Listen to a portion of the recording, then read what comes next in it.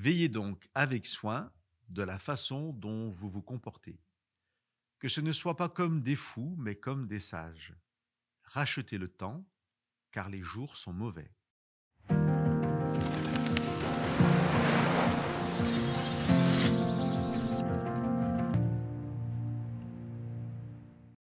Que veut dire Paul lorsqu'il emploie l'expression racheter le temps, car les jours sont mauvais?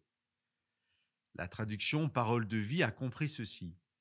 Sachez profiter du temps que Dieu vous laisse. La traduction en français courant propose saisissez toutes les occasions qui se présentent à vous.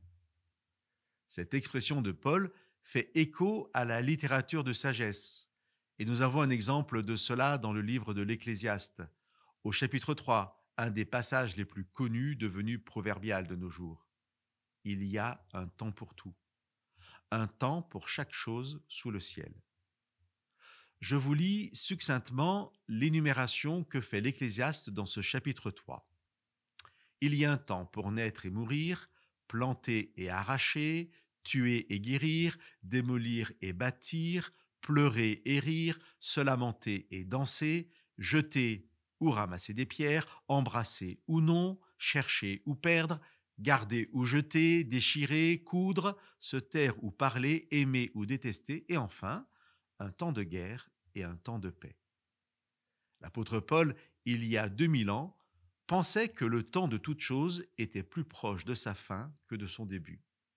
Jésus, le Christ, était venu, il était mort et ressuscité, monté auprès du Père, l'espérance d'Israël était accomplie et Paul attendait impatiemment le retour de Jésus. Et pour lui, ce n'était donc plus le temps de la folie, mais de la sagesse, envers soi-même et envers les autres. Être sage, c'est accomplir la volonté de Dieu, devenir une bénédiction pour ceux qui nous entourent. Nous pouvons, tant d'années plus tard, nous moquer de la croyance de Paul sur un retour imminent de Jésus, puisque nous attendons toujours. Mais devons-nous vraiment nous moquer de la patience de Dieu à notre égard? Chers amis, Jésus revient bientôt. Le temps est plus proche qu'au temps de Paul.